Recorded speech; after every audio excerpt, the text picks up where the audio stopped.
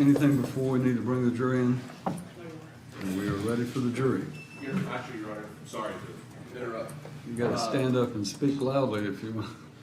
What were you gonna say? I'm sorry. Your Honor, we had one witness from the TBI, Agent Andrew Graves, followed by another TBI agent, Miranda Gaddis, who took photographs of the scene at Bear Creek Valley Road. In the photographs there's some graphic photographs, and just take the opportunity to make sure they're the ones that we agreed on, the defense look at them. But then also there was one photograph in particular, Your Honor, that you made a ruling that you would wait to see what came out of trial. It looked as though the scene was disturbed, I think the word you used in your order. And we can go through that and at some point let the court know what that photograph actually depicts and when it was taken, so it makes sense.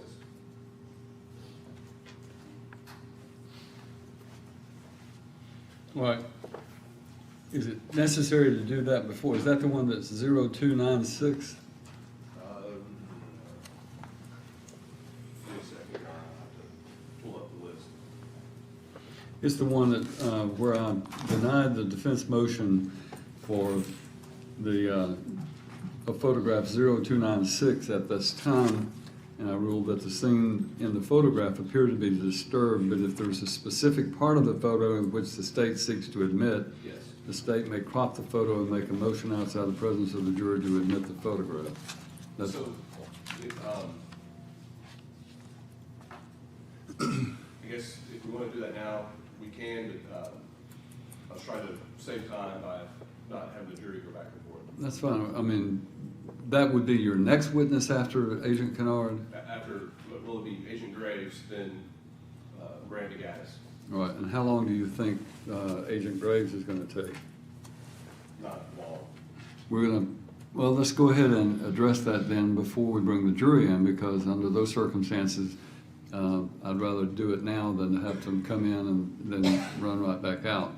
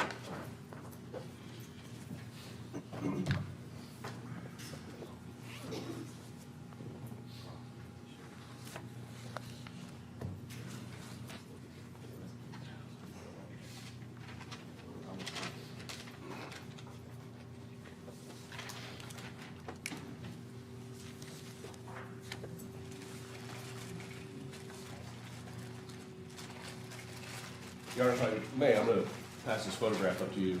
All right.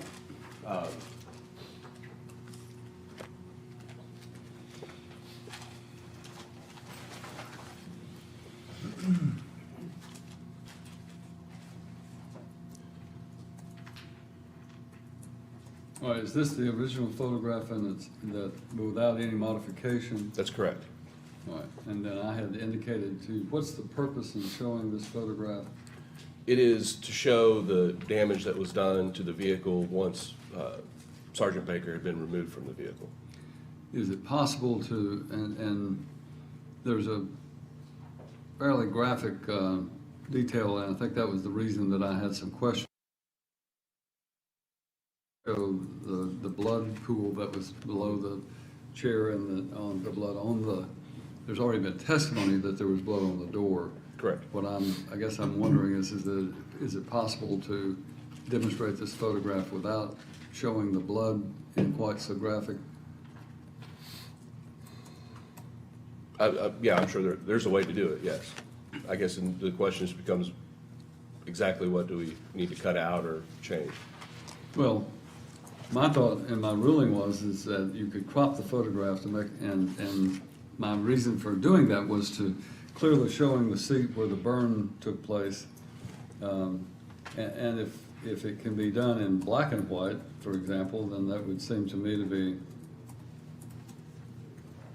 why can't you just run a photocopy of this that's not in color and then use that, and you can have the witness detail what those substances are. I'm just trying to avoid any objection to being somehow graphically inflammatory or prejudicial simply because of the nature of the photograph.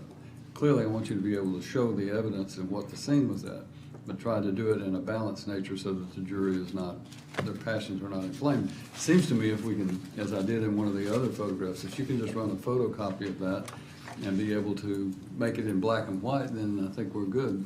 Which we can do. And Your Honor, I think the issue initially, I can't remember the exact wording you used in your order, but I think it says it appears the photo was altered. And that's why I want to show that it's not altered. In fact, it's just. Well, I did say it seemed to be, the photograph appeared to be disturbed, and I'm not, frankly, this has been some time ago, so I don't remember the very reason, but we'll allow you to just introduce one in black and white. Does the defense have any argument about it? I don't mean to cut you off.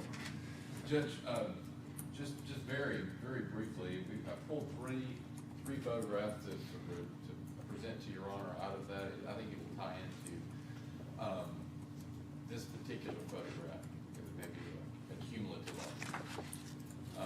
I'll pass these three photographs forward.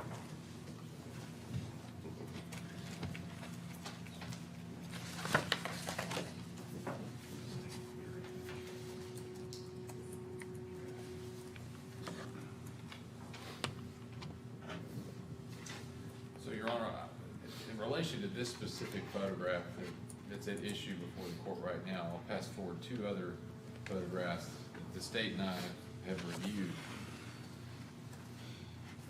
Those are photographs that are similar, depicting the same scene, both in color, would raise the issue, I think, similar issue that the courts recognize in the photograph.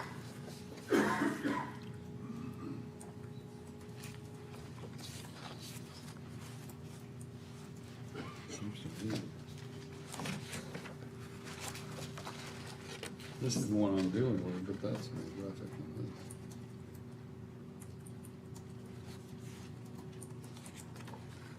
That's the one.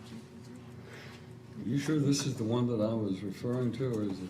It's This the one in your right hand, Your Honor. Or, well, I can't, obviously can't see what you're You looking haven't at. marked them, so. There, and I may have accidentally printed out two of them. There should be one. What is your point, Mr. Evans, regarding this? Well, two things. One, it's our position as in renewing the original motion as to the gruesome nature of the photographs.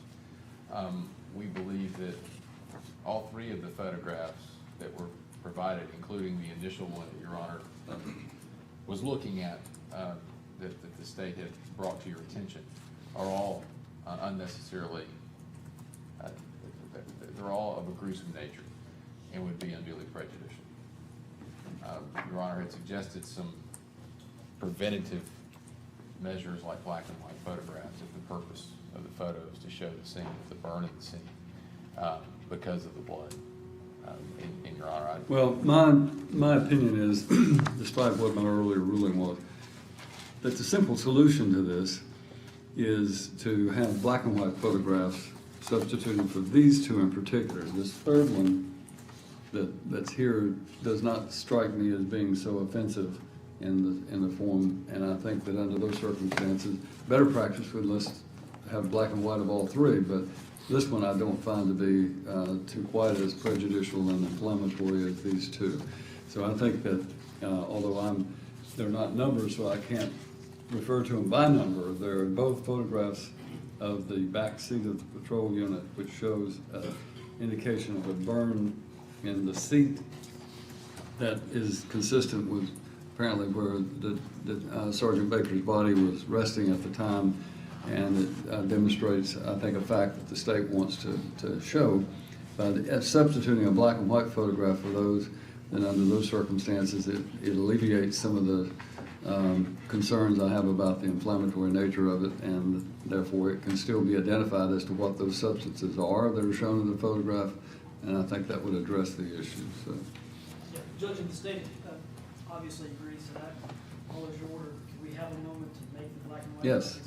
And any objection to just making a black and white photograph of all three of these? That's fine. That seems to me that would solve the problem. Anything else, Mr. Evans? Yes, Your Honor, and again, they're not numbered, but two other photographs, I'll pass Now, those. these are photographs I've already ruled upon, correct? Yes, Your Honor, so this So is. you're renewing your motion to ask me to reconsider my opinion? Yes, It's Your Honor. okay if I you want- are, I'm just wanting to make sure that's what we're dealing with. Yes, Your Honor, I want to make sure it's adequately preserved in the record, and That is hopefully I fine. might persuade you differently today. Don't blame me at all, I want you to be sure that you have that opportunity. So if you'll pass to the bailiff those two photographs. Your Honor, these two photographs are photographs depicting the body of Sergeant Baker as it was in the back of the patrol cruiser from different angles. Obviously, we're just renewing our motion as to the gruesome nature of the photographs. I've ruled on those, and I stand by my prior ruling for the basis set forth, and I think those photographs accurately depict the scene at the sign. They are not, I mean, all of these are unfortunately gruesome, and unfortunately, a lot of them are going to have information that are depict scenes that unfortunately anyone would rather not have to witness. But I think it is also consistent with the testimony we've already had, and it's also consistent with the state's position of showing the evidence, the actual evidence, rather than just testimony about it. So overrule your objection to those two photographs as well. Thank you, Your Honor. And they are, for the record, those are two photographs that I previously have considered and ruled upon that depict the body of Sergeant Baker in the back seat of the car as it was found, as he was found immediately upon opening the door. All right. Judge, we just need a moment, because we're also That's fine. converting them to black and white digitally. That's fine. I'll give you a moment.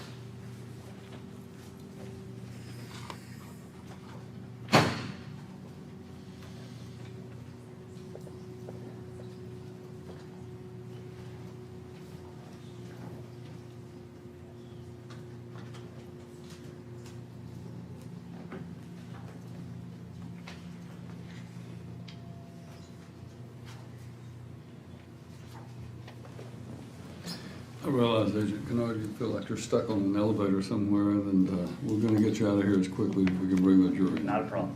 Thank you.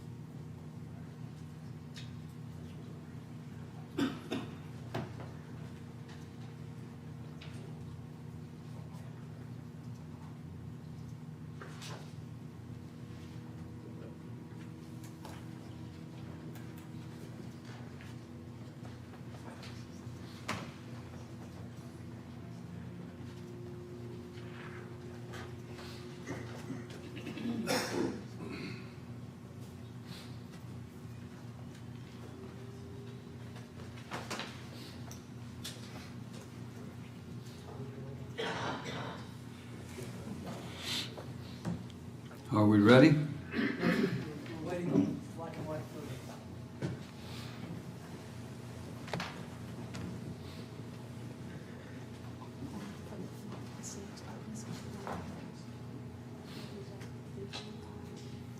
Do you still need time to add them in whenever they get here? Is that what we're gonna be doing, or as soon as you get the photographs, you're ready to go?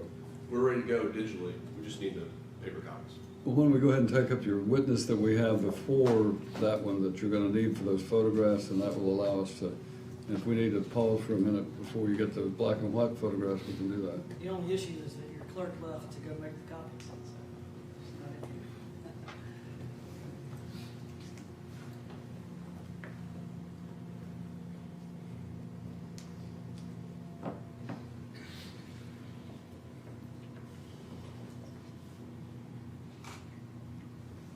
Let me take a minute while we're waiting then to talk to those people who are here in the audience.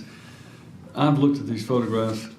It is my hope that those of you who are family members have not had to look at them, but I want to assure you of one thing. I respect the fact that you want to be here and you want to see everything that goes on with this trial. Some of these photographs are going to be very difficult to look at, and under those circumstances, I want to give you every opportunity to participate to the extent you want. My job is to make sure that this trial does not have any issues that could be raised on an appeal, and to make sure that both sides get a fair trial.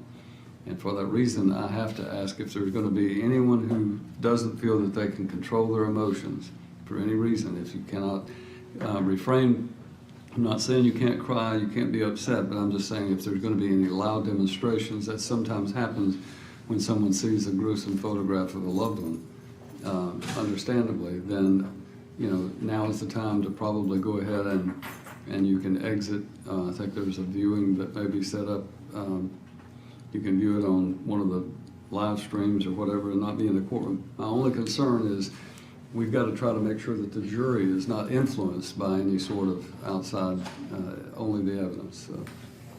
So under those circumstances, again, I respect your desire to be here. I just ask that you cooperate with us in trying to make sure that that does not present an issue. All right. Having those photographs made, are we now ready? Yes, Your Honor. All right, well, let's call in the jury.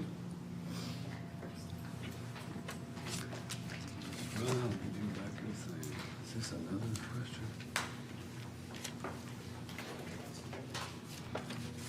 I will answer that. That's that one.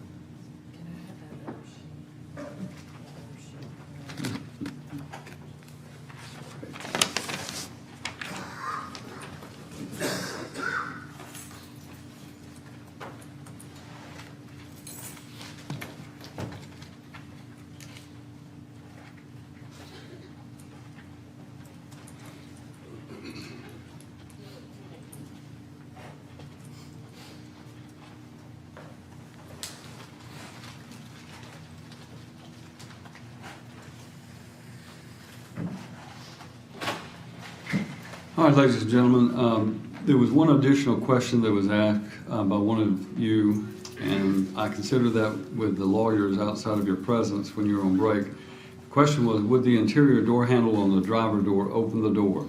And Agent Kennard, my understanding is that from my asking you earlier that you did not try that door handle from the inside, so you could not give any opinion about it one way or the other. Is that correct? That's correct. All right. Then is there anything further for Agent Kennard from the state? No. Any from the defense? No, Your Honor. Thank you, Agent Kennard, for your patience and bearing with us, and we will release you from further testimony. Thank you. All right, the state may call your next witness. And the state calls Andrew Graves. And ladies and gentlemen, to explain, that question, I'm told by the state, should be able to be answered by a future witness. So that one issue could be resolved by future testimony.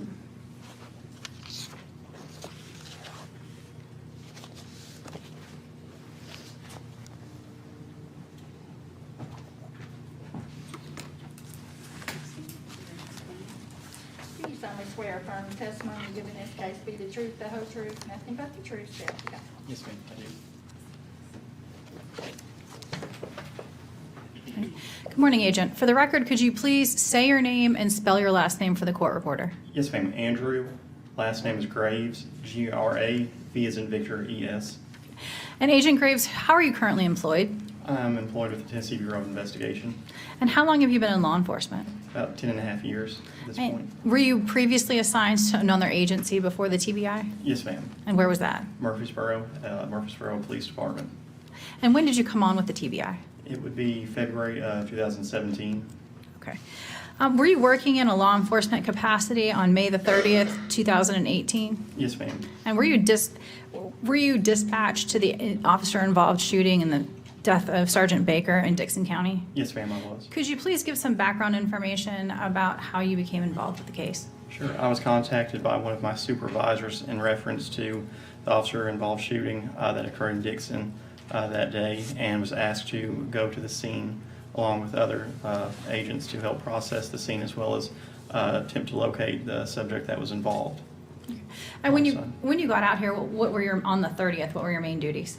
At first, we were I was assigned with another agent to kind of do it like a canvas type deal, where we went to several different areas, followed up on tips that we were getting to see if the subject might be at any of those locations. Did you have a specific assignment on May the 31st, the next day? Yes, ma'am. And what was that? I attended the autopsy of Sergeant Baker in Nashville at the medical examiner's office. If I could approach, Your Honor. No. Agent Graves, I'm handing you a package. Do you recognize what this package is? Yes, ma'am. What is it? That is a package containing a bullet from the right arm of Sergeant Baker that was collected during the autopsy. Okay. While you have that there, I'm going to ask you a couple different questions. You said that you attended the autopsy on May the 31st. Yes, ma'am. Could you describe very briefly and not in a lot of detail, when you go to the autopsy, do you review the autopsy and then collect evidence that's taken out there? Are you present for that? Yes, ma'am. On a good bit of the evidence, not for everything necessarily, but for something like this, I was present for that. Okay. So you watched the removal of the... And on the outside of that packaging, does it denote that you're the one that has packaged it or sealed it up? Yes, ma'am. It has my name on that, as well as the date and time that it was collected. Okay. And what is the date and time that it was collected? May 31st, 2018 at 1:45 p.m. Okay. Your Honor, we move that as the next exhibit. Next order. 89. And Agent Graves, while you were there at the autopsy, after you saw this bullet, can you describe, is it a small caliber round? Is it a large caliber round? Do you know? Dr. Lee had stated, and Dr. Lee is the medical examiner that performed the autopsy, he stated that it was from a larger caliber handgun.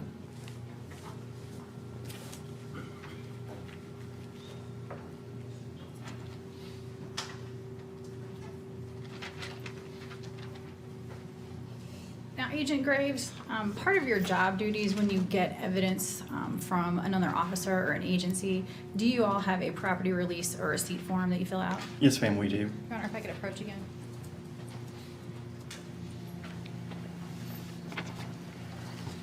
And Agent Graves, do you recognize the document that I've handed you? Yes, ma'am, I do. And what is that? It's the property receipt for the items collected during the autopsy.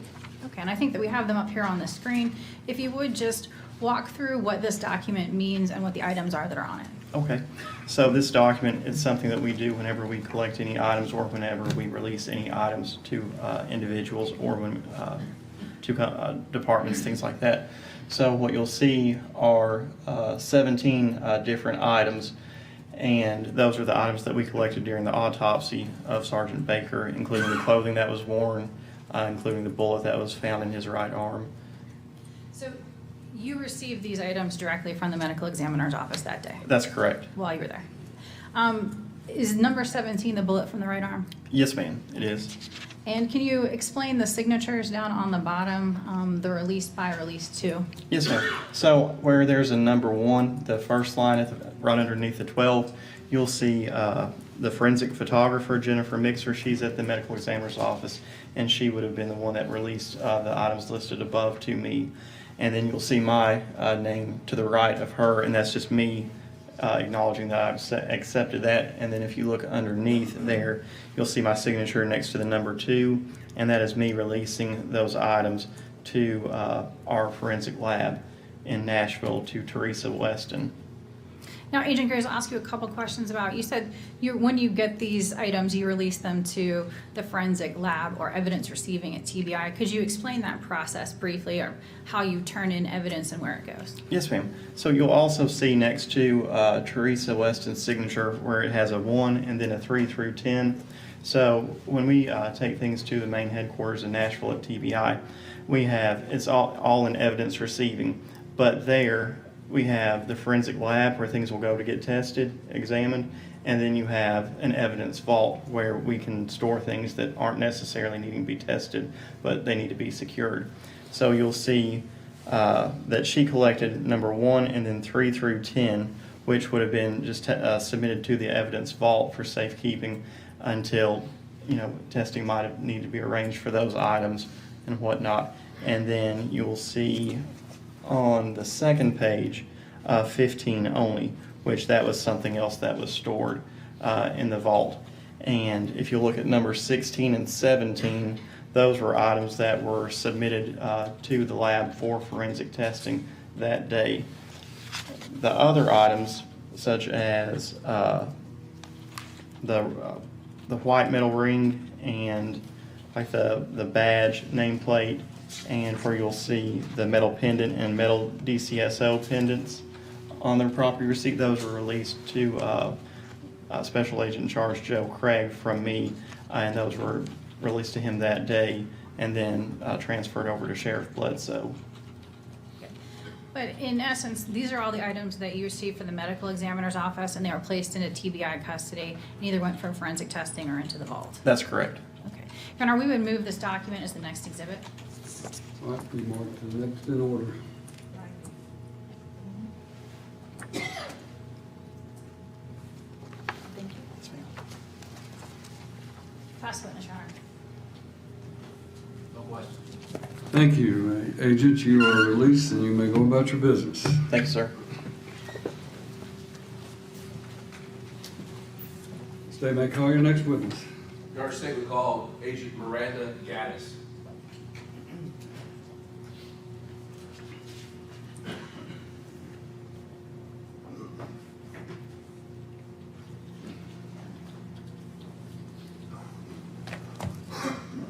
Ladies and gentlemen, while this agent is coming out, I would just remind you of what I had said earlier, that I'm told that this agent is going to introduce certain photographs of the scene, and is this correct, Agent?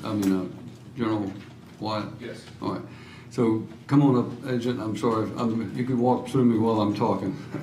But anyway, this agent is going to be able to introduce certain photographs. I have, in pretrial motions, gone through those photographs.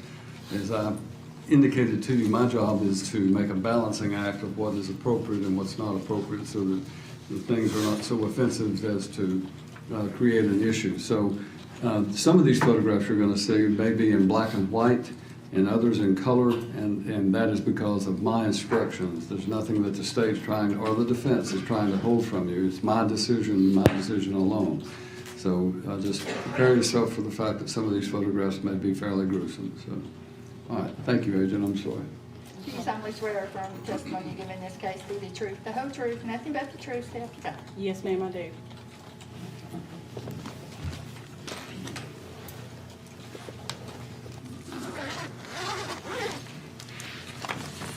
Good morning, Agent. Hi, how are you? Good, how are you? Good. If you would state your name and spell it for the court. Miranda Gaddis. Miranda, M-I-R-A-N-D-A. Gaddis, G-A-D-D-E-S. Agent Gaddis, where do you work? I work with the Tennessee Bureau of Investigation. I'm currently assigned to the Criminal Investigation Division. At the time of this incident, however, I was assigned to the Forensic Services Division, where I worked in the crime laboratory, and I was the forensic scientist supervisor in the microanalysis, or what's also known as the trace evidence unit within the laboratory. How long have you worked for TBI? Approximately 15 years. What did you do before your employment with TBI? I graduated from Cumberland University in 2002. I then went to work for an environmental laboratory where I worked as a chemist for 4.5 years prior to coming to TBI. So let's discuss your educational background. To be a chemist and then a forensic scientist with TBI, where did you go to college? I received a Bachelor of Science degree, like I said, in 2002 from Cumberland University in biology and chemistry. I then went to work for the environmental laboratory for 4.5 years, and then I came to TBI. Once I came to TBI, I underwent extensive training in the areas of pain analysis, fiber analysis, shoe and tire track comparisons, as well as physical comparisons. I also attended and successfully completed training courses at the McCrone Research Institute in Chicago, Illinois, McCrone College of Microscopy in Westmont, Illinois, various courses at the National Forensic Science Technology Center in Largo, Florida, which also included courses in crime scene investigation. And I also attended and successfully completed courses at the Federal Bureau of Investigation in Quantico, Virginia. I'm also a member, or at that time was a member of the International Association for Identification Tennessee Division, as well as being a member of the American Society for Trace Evidence Examiners. And I also served as a member of the Violent Crime Response Team with TBI. May I approach Your Honor? You may.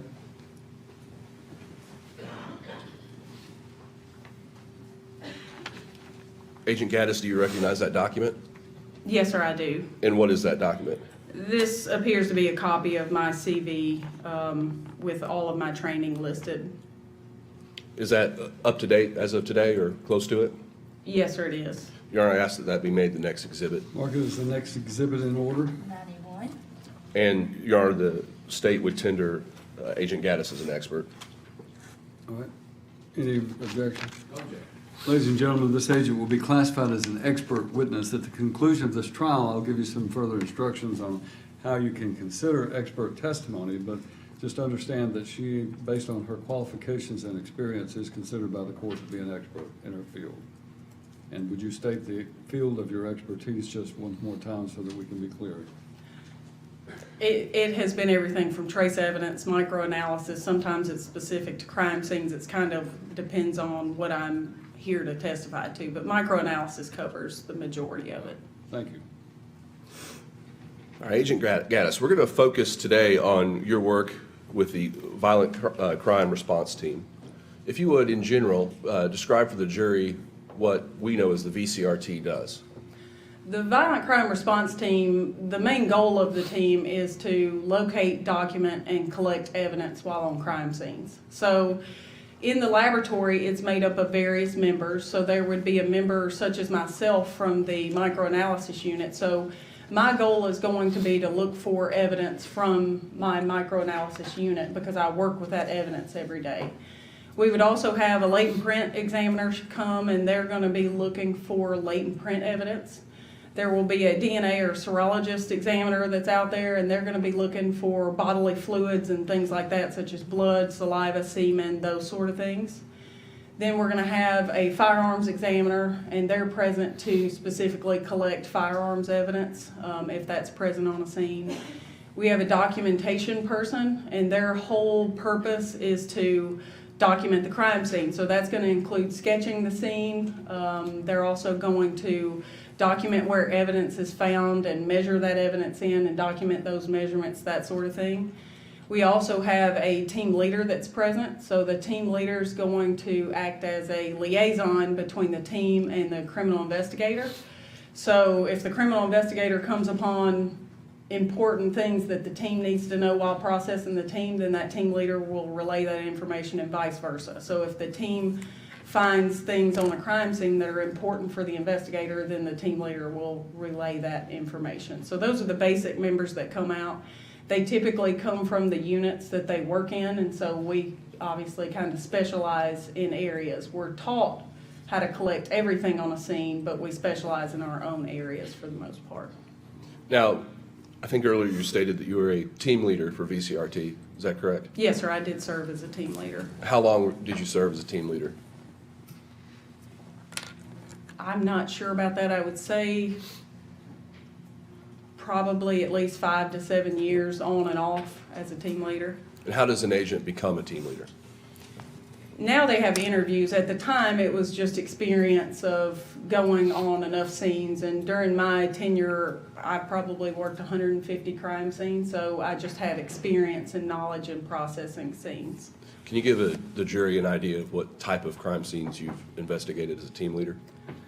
They're mostly homicide scenes, and they're usually in the more rural places where they need additional resources, or the scene is complex, so they need a team of individuals who specialize in that. Were you a team leader on May 30th of 2018? I was not the team leader this day, no, sir. And then what did you do then? I was responsible for the microanalysis evidence present. I also assisted with scan station on the scene. Okay. Which scenes did you attend that day? I did respond initially. All of the team, I believe, responded to the Bird Road scene, which is where Sergeant Baker's vehicle was. Later in the evening, and even after we had first gotten there, I know some of the members went to the Tidwell Switch location, which was where the Saturn was and the scene began. And later in the evening, I did go to that scene also. Now, a second ago, you said the Bird Road location. Were you aware of any other names that particular road went by? I think it was Bear, I can't remember, to be honest. Bear something? Yes, Bear Creek sir. Valley, perhaps? Yes, sir. I believe that's it. I apologize. No, you're fine. Thank you. So, while you were on scene at what we've been calling the Bear Creek Valley scene, what all did you do when you first arrived? Anytime we arrive on a scene, we begin by documenting the scene as it is when we arrive on scene. So that includes taking photographs, video, documenting the information of the general scene, including the temperature, just kind of the scene appears that day, whether it's cloudy, sunny, all those sort of things, and we just kind of look at the scene overall. Then we communicate with one another basically how to go about processing the scene and the best way to collect all the evidence. I should have asked this a minute ago, but how did you receive word that you were to respond to that particular scene? I received a call from the team leader on that day, which was Laura Bose. And when the team mobilizes, how does that happen? On this day, we were all at the laboratory, or I know at least I was at the laboratory at that time, so I received a call that there was a crime scene. We then gather equipment or any chemicals that may be needed to collect evidence on the scene. We have a crime scene truck, so then we gather all the equipment we may need to work a scene, especially because we always respond to rural areas, or for the most part we do. We don't always, but a lot of times we go to rural areas. We need everything that we may possibly need to process a scene on that truck, so we just try to make sure the truck is stocked with anything we may need. Now, while you were on scene at Bear Creek Valley, did you have an opportunity to observe everything that was going on while VCRT was there? Yes, sir, until I left to go to the other scene. And so how long, best that you can recall, how long were you on scene at Bear Creek Valley? I didn't go over to Tidwell Switch till it was already getting dark. So I would probably say 10 hours on scene at Bear Creek Valley. Agent, I'm going to start passing up pictures for you to identify and then describe for the jury what's happening in these photographs. Okay. If Your Honor, may I approach and You may. stand up here?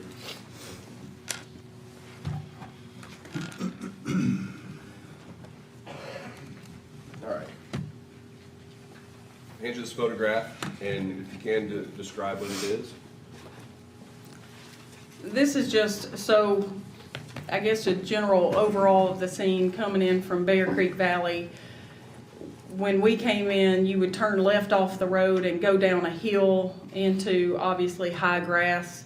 The patrol vehicle was located a fair distance off of the road. So this is just a photograph of the driver's side of the vehicle. It's covered with the tent because there was a possibility of rain, so we wanted to make sure that any evidence was preserved on the vehicle. So that's why there's a tent on there. When we first arrived, there was no tent, obviously, on the vehicle.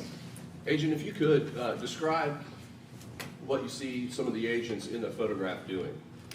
So the red box in the lower right corner, that's going to be the scan station box.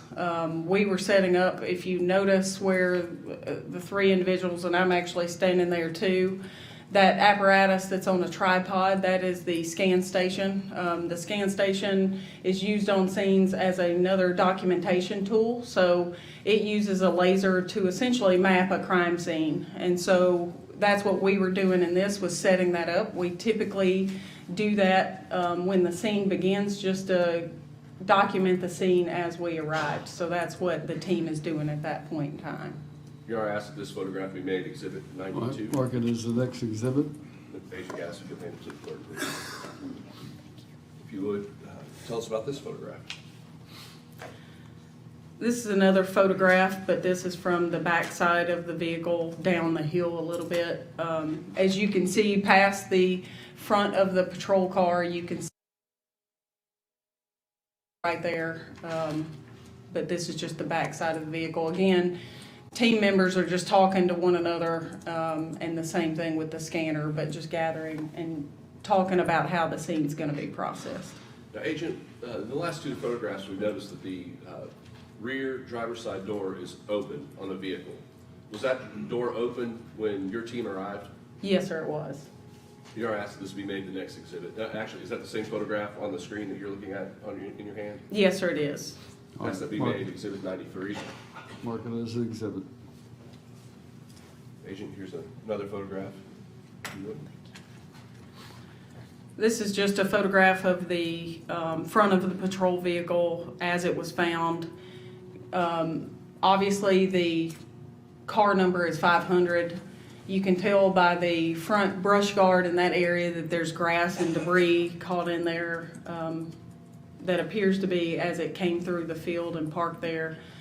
The doors at this time, we had started opening the vehicle doors, so obviously now the passenger side doors are open. Your Honor, we ask that this be made the 94. All right. Agent, if you will describe what's in this photograph. This is the VIN for the patrol vehicle that was taken on scene. We always document the vehicle by tag number as well as the VIN that's located in the window and also inside the door. Exhibit 95, Your Honor. All right.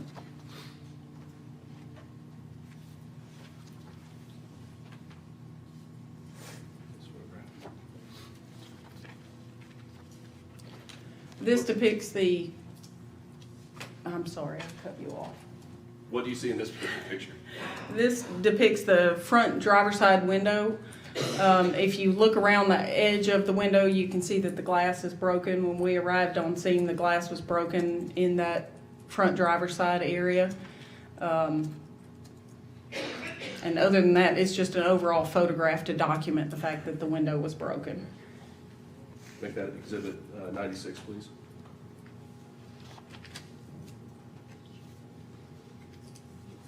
If you could describe that photograph, please. This is the front driver and passenger, a view through the front compartment of the vehicle. You can start to see obviously glass in the front driver's side seat, as well as all of the contents that were in the passenger side seemed to be like somebody had gone through them or moved them around, and there was some burn material in that area.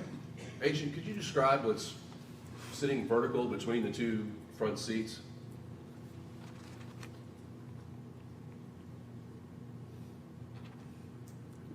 As far like the laptop that's, Actually, directly in between the two seat backs. it appeared to be the weapons that belonged to Sergeant Baker because they were still locked in place. Thank you. I believe that's 98?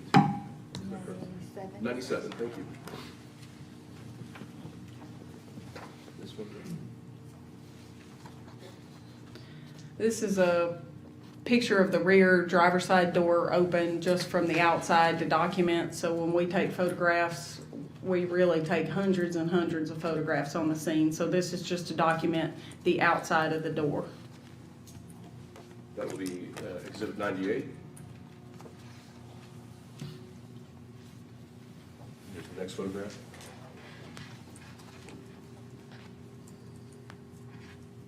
Agent, what do you, I guess describe, if you will, there appears to be some black markings visible here. What is that? This is after black powder was applied, so latent fingerprint powder was applied to the side of the vehicle, especially around this area, because right inside this door is where Sergeant Baker's body was located. So we definitely put a lot of effort towards looking for latent fingerprints in that area. Agent, when you arrived on scene, was Sergeant Baker's body still in the back of the vehicle? Partially in the vehicle, yes, sir. Okay. I guess that'd be Exhibit 99, please. Agent, here's another photograph. Is it the same one that's on the screen? Yes, sir, it is. If you would describe what you see there. Same thing, it does appear that though there's some black fingerprint powder. There also appears as though there could be some reddish brown stain or what could possibly be blood on the door. Thank you. Ask that be made Exhibit 100. If you would, Agent, please describe that photograph. This is the angle on the driver's side back area where you can, we typically start by taking pictures further back. So we took a photograph further back from Sergeant Baker's body, and then we move in closer from there. So you can see the way that Sergeant Baker's located in the back of the vehicle when we arrived. Exhibit 101, 101.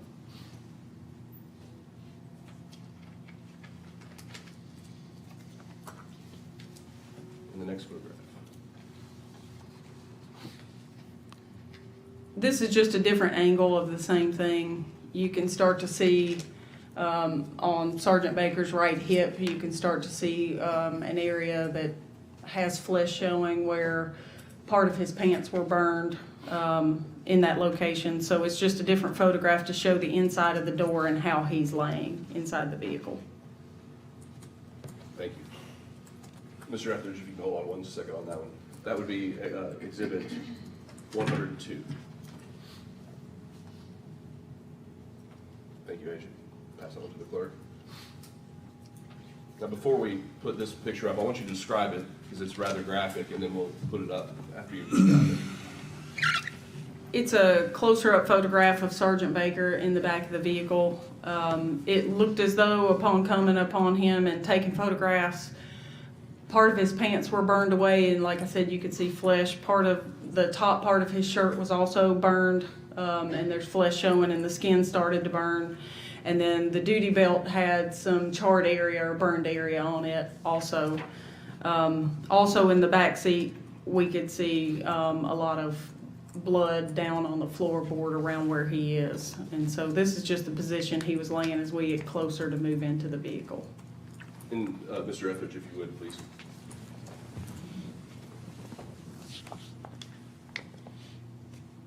Agent, how many crime scenes have you been to where a body has been burned?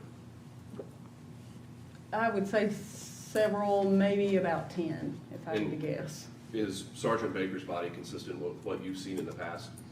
Yes, sir, it is. Normally, I've been to ones where the bodies are burned more than this, but yes, sir, it appears as though there are burns on the body. Ask that to be the next exhibit, 3. 103, thank you.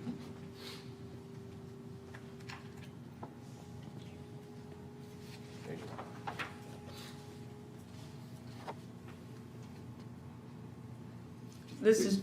Please describe this one.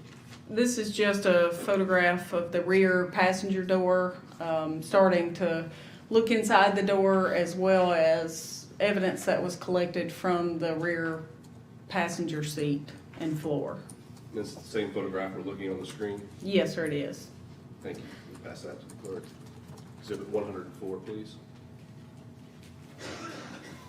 Mr. Etheridge, if you can hang on just a second before this photograph is posted. If you would describe what you see in this photograph. This is further into that rear passenger side door, so you can see across to Sergeant Baker's body. You can also see in the rear passenger seat, there's an oil container as well as a wallet that belonged to Sergeant Baker, and then there was some plastic in the floor along with an oily substance that was in the floor on the rear passenger seat. Mr. Etheridge, if you please post that. Is this the same photograph you're looking at now? Yes, sir, it is. We ask that be made Exhibit 106, please. Or, yes, 105. I'm trying to stay one ahead, so I don't lose track. I lose track. There you go. If you would describe what's in that photograph. This is a closer-up photograph of that oil container from the rear passenger seat, as well as you can start to see the Sergeant Baker's identification in the wallet that's present on the rear passenger seat. Exhibit 106, please. There you go.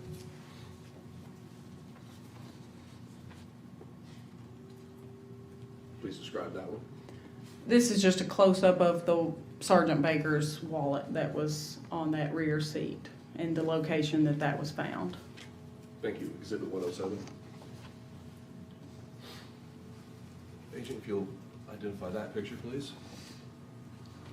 This is the front passenger seat and floor, and it's just a documentation photo of what it looked like when we opened the door. As you can see, there are several items on the passenger seat and some papers on the floor and in the seat, and there's another oily substance on that front passenger floor also that you can kind of see if you look next to where the laptop is attached to the floor. You can start to see that, and the paper had an oily material on it also. Now, Agent, there appears to be something that's kind of flaky in the seat. Could you describe what that is? That's just where there's some charred debris left in the seat, where a fire had occurred in the seat and then it had burned some material. Ask that be made Exhibit 108.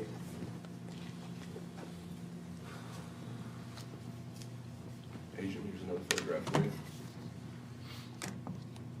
If you would describe for the jury what that is. This is a closer-up photo of the items in the front passenger seat. Again, you can see areas that are burned and materials that are burned on there, as well as some of the charred debris or what appears to be ash on the seat. Now, are we looking at the actual, the bottom of the seat or the back of the seat in this photograph? So where the black box is towards the front, that's the front of that front passenger seat. So these are the items that are sitting on the seat. You can see the handle if you look on the right side of the photograph, which would be the lever to move the seat forward and back. So that's on the floor. All of the items are actually up on the seat. Thank you. That would be Exhibit 109. If you would identify what's in this photograph, please. This is the rear driver area where Sergeant Baker was located. If you look in the seat, that white item, from the best of my memory, was actually a tooth. The area on the edge of the seat where you can see that it's kind of hollowed out, that's where it appeared as though some accelerant or something was placed there because the seat burned right there. And then on the floor, there was a lot of blood that appeared to be present there. Exhibit 110. And Agent, is that, does TBI, the VCRT, take photographs in black and white? Or No. they take them in color? We take them in color. Thank you.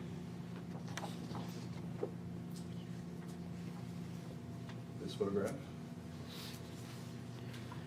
This is a photograph of the back of his patrol vehicle, where I would assume he kept all his gear, appeared to house all his gear in his patrol car.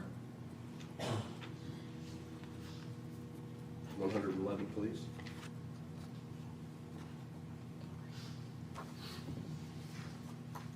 If you would, identify what's in that photograph. This is a photograph depicting from the driver's side front seat, but looking into the passenger side. It's just a better view of seeing once a few items have moved. If you look below the laptop, you can see that there's a burned area underneath the laptop, and part of the laptop even appears to have been there appears to have been heat present, I guess, at least around the laptop. So later on, I had taken samples from that area. Thank you. That would be 112. Agent, if you look at that photograph, please. This is just a close-up area, so it's from the front passenger side door, and it's a close-up area of the area on the seat that had partially burned or began to burn. 113. Now, Agent, I'm going to pause right there with photographs and talk to you about a couple other things. Thank you.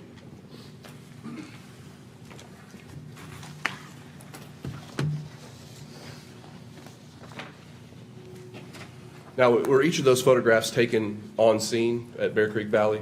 Yes, sir, they were. What happened with the vehicle once it was done being processed at Bear Creek Valley? Typically, in regard to working crime scenes, if we have something that we can take back to the laboratory, we like to do so because that's in a controlled setting where we can collect evidence better. So we process the scene far enough, I would say, in order to remove Sergeant Baker from the vehicle and gather any evidence that was pertinent right outside the vehicle. Then we close the doors on the vehicle. I remember the hood of the vehicle was slightly ajar, so we shut the hood and then we towed the vehicle back to TBI headquarters here in Nashville, and then we later processed that vehicle in the laboratory. If you would describe for the jury the area in which this vehicle was processed at TBI. We have 4 vehicle bays at the Nashville Crime Lab. In between each vehicle that comes in, the vehicle bays are cleaned and disinfected before the next vehicle comes in. And so that vehicle, I'll have to look to see which vehicle bay, because we also collected the Saturn from the other location and took that back to the laboratory also. So this vehicle was in vehicle bay number 2, the Ford Police Interceptor was. Mr. Etheridge, if you would put up the next photograph, please.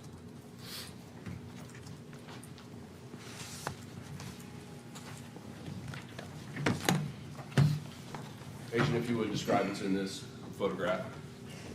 This is another photograph, but taken at the laboratory once it was collected and brought back. This is the rear driver's seat area where Sergeant Baker's body was located. Agent, I'm going to ask you a question here to see if you can help me understand something. There's some areas that appear to be, you can see the texture, and then some areas that are lighter in gray color. If you could, because this is in black and white, could you describe for the jury, to the best of your memory, what that depicts, or what you may be looking at? I honestly can't remember. I don't remember there being a reddish brown stain in all those areas. To the best of my ability, it seems like there was a variation in color due to where maybe his body had been when the fire was burning, and that protected an area, and then other areas were not as protected, so there was like a soot present. And Agent, if you could, for the jury, describe where you saw the reddish brown stains in or pools when you were on scene. When we were on scene towards the left side of the photograph, I remember distinctly that in the floorboard area, because Sergeant Baker's head was down in the floorboard area, there was very heavy bleeding that occurred in that area. There was also some reddish brown stain and blood in the seat. I just can't remember exactly where. Thank you. We ask that that be made exhibit number 114. 114.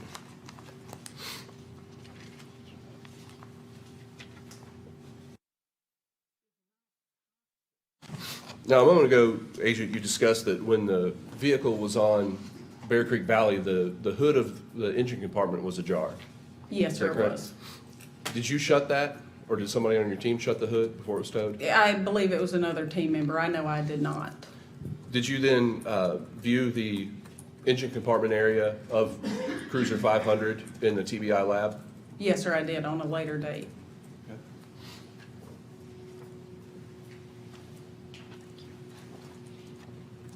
If you would, describe for the jury what we're looking at here. So when I processed his cruiser vehicle and there was signs that it had been, an accelerant could have been used, I tried to locate the areas of the burned areas inside the vehicle, and I collected cushion material from those areas that were burned, and so that it could be tested within our laboratory for accelerants that were used. And so in doing so, I had looked all over the vehicle for any accelerants that could have been used, and I thought for some reason whoever had done this could have looked under the hood and maybe gotten some oil out of the vehicle or something like that. So I opened the hood of the vehicle at that time to look for accelerants, and when I opened it, this is what the under the hood looked like. So as soon as I opened it, obviously I could see that there was a gun on the right side there. You can see a gun. So that's you see the battery that says Interstate that's in the green and bright. To the right of that is what appeared to be the fuse box for the vehicle, and then on the right side of that fuse box, the gun was sitting in that location. So is this the Interstate battery you were just referring to? Yes, sir, it is. The fuse box Yes, sir. and a firearm? Yes, sir.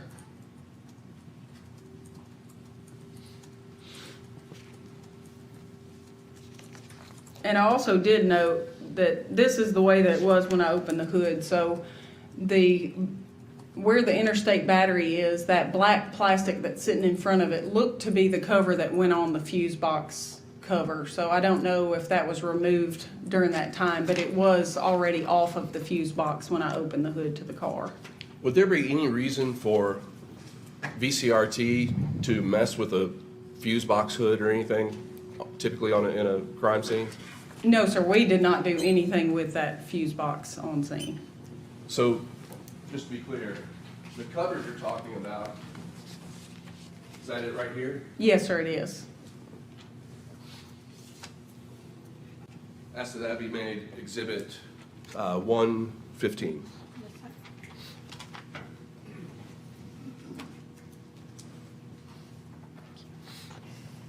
If you would describe what's in that photograph.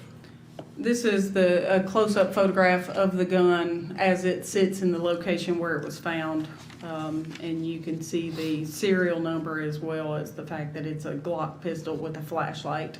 And you can also see on the right side of the photograph in the upper corner, you can see the fuses that are present there. Agent, if you would you read the serial number off of the side of the handgun? It appears to be BCVH783. Thank you. We'll leave that photograph up for a minute, Agent Etheridge, or Mr. Etheridge. We'll ask that to be made Exhibit 116. And Madam Clerk, if we could pass Exhibit 23 to Agent Gaddis.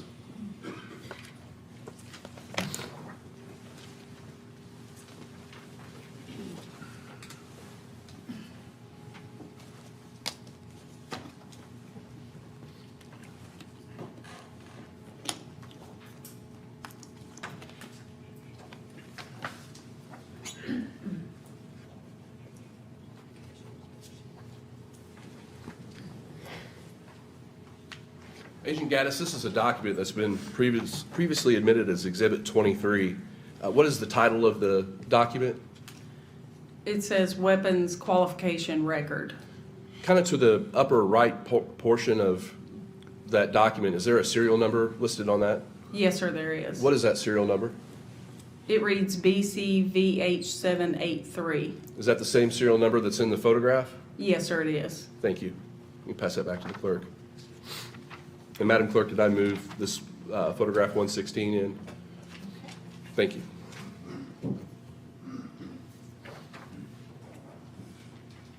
May I approach you?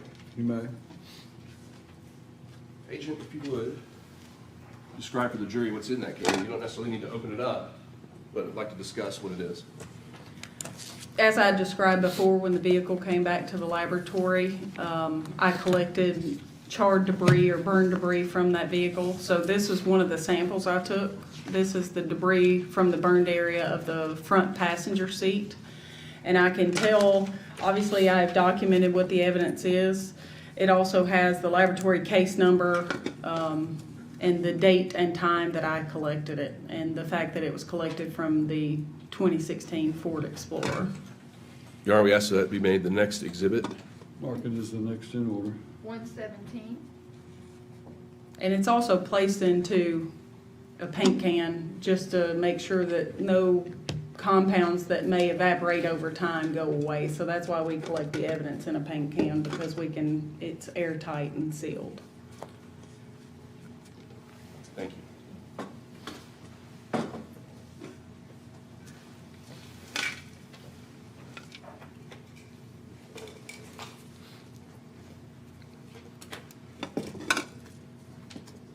If you would describe what's in that particular can. This is another area I collected debris from. This is the debris from burned area of the rear driver's seat. So the area where Sergeant Baker's body was located. We ask that be made exhibit 118, please.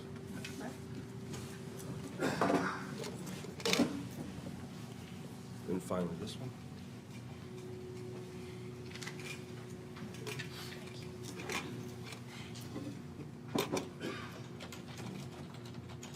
If you would describe what's in that can. This is yet another sample. This is the cutting from the front passenger floorboard. So in that one photograph where I said you could see almost like an oily substance, this was a cutting from that area that I collected for possible ignitable liquids or accelerants to be found. Thank you. And we ask that be made exhibit 119. Yes, sir.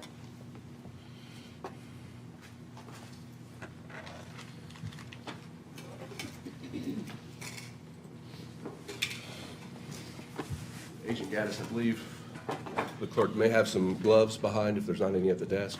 There are. Agent, if you could speak to the jury about what's on the outside of the box, what all the markings and all the tape and everything means on there. So when we originally collect an item of evidence, and in this case, this is a 9mm Glock, so this is the picture, the gun from the photograph that was underneath the hood. When we originally collect it, we place it into a box and place zip ties to secure the weapon inside the box. So this is a gun box that we use for that. We also put original tape on it, just evidence tape. We seal it and initial that tape. And then as the evidence gets processed throughout the laboratory, you'll notice all of the orange tape everywhere. That is evidence tape that's used by laboratory personnel. So you will see multiple samples of that tape on here, because as it gets worked by one unit, so if DNA processes the gun first, then they will put a piece of tape and initial that, and then latent fingerprints may use it. They have to open that back up, so then they will put another piece of tape. So there are multiple pieces of tape on here also. And if you would, if there's scissors or a knife or something up there, if you would open it and make sure that the gun is made safe. Need a pocket knife?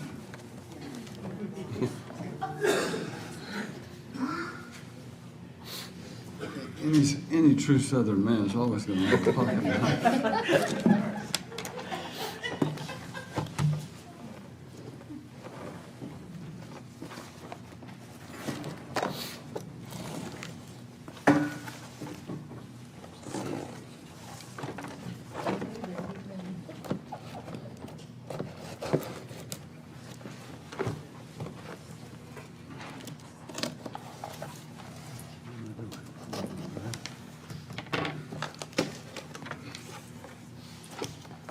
Okay. If you would, just make sure the handgun is made safe. Yes, sir. There's a zip tie placed in the handgun to make sure that it can't fire. And if you would, show that to the jury, please.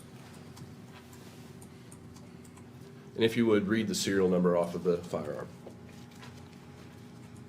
It is BCVH783. And is that the same handgun you found in the engine compartment Yes, sir, it is. and that was assigned to Sergeant Baker? Yes, sir. Your Honor, we ask that that be made exhibit 120. Next in order.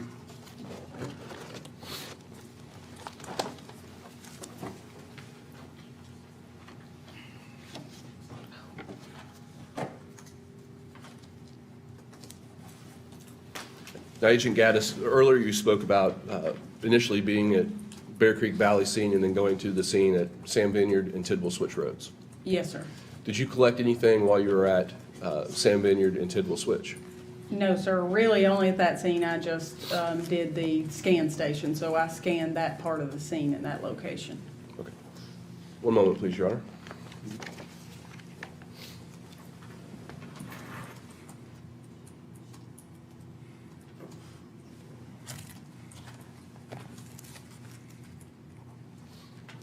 Now, Agent Gaddis, earlier you spoke about the 1998 Saturn being in another bay Yes, at sir. TBI.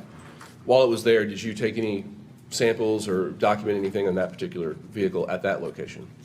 Yes, sir, so I processed that vehicle for trace evidence also. I know that I collected some possible accelerants from that vehicle, but I also collected gunshot residue samples from that vehicle. If you would, describe for the jury how you collected those samples. Gunshot residue samples are collected. There's an aluminum disc that's got, it's about the size of a dime and it's flat.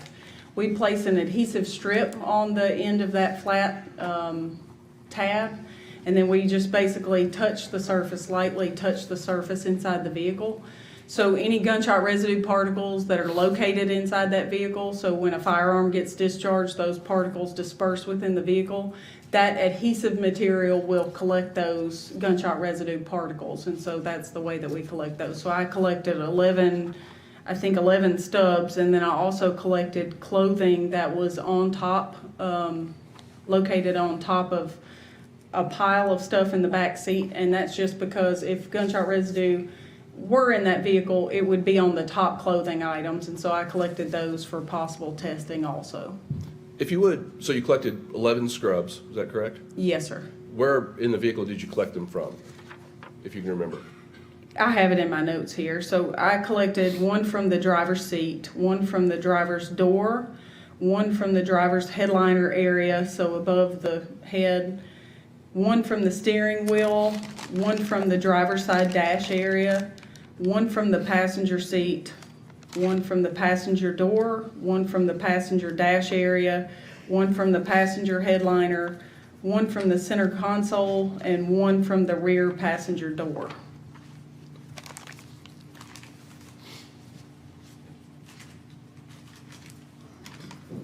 Agent Gaddis, do you recognize that package? Yes, sir, I do. And what is that package? These are the gunshot residue samples that I took from the 1998 Saturn. And I know that because it has the agency case number as well as the date that I collected them and what the evidence is. Your Honor, we asked that be made Exhibit 122. All right, look at this exhibit. Or, excuse me, 121, I think. 121. Thank you. Your Honor, we'll pass the witness. Any questions? Just very briefly, Your Honor. Good morning. Hi. So Agent Gaddis, I heard you testify quite a bit about taking samples from both the police cruiser and the Saturn. Yes, sir. What do you do with those samples once you collect them? You mean, or just evidence in general? Yeah, so, well, you just talked about the gunshot residue, to do that testing. When you pulled that from the Saturn, where does it go from when it leaves your hands? So after I took the samples, they are packaged. That package is sealed, obviously, and then it gets submitted to our evidence receiving unit. Once it gets submitted to the evidence receiving unit, then they give that a unique exhibit number that goes along with the case number, and then that evidence is placed into our evidence vault within the evidence receiving unit. And do you actually do the testing on the gunshot residue? No, sir. So someone else in our unit, in the microanalysis unit, actually does that analysis. And so your responsibilities is primarily the collection of those samples so that they can be preserved and then tested later by one of the forensic scientists. Is that correct? In regard to the fire debris and gunshot residue, yes, sir. And you testified a little bit about the, I think, latent print. You did some dusting on the rear door, rear passenger side door of the cruiser. Is that correct? I did not actually do the dusting. I was just present when it happened. Heather Hammond in the latent fingerprint unit did that. Thank you very much. No Those are my problem. questions. Thank you, Judge. Any redirect? No, Your Honor. Thank you, Agent. You may step down and you are free to leave. Thank All right, ladies and gentlemen, I'm told that your lunch has arrived, so this will be an appropriate time for us to take our lunch recess. I would remind you that you should not discuss this case or talk about any of the evidence that's been presented to you thus far, or discuss this case in any fashion while you're on your break. And we will see you 1:30. That will be an hour. We'll have a 1-hour lunch until 1:30. We will stand adjourned.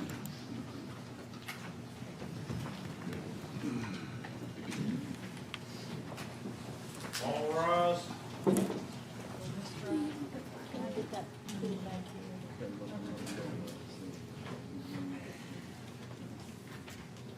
Court is in recess until 1:30. Recording stopped.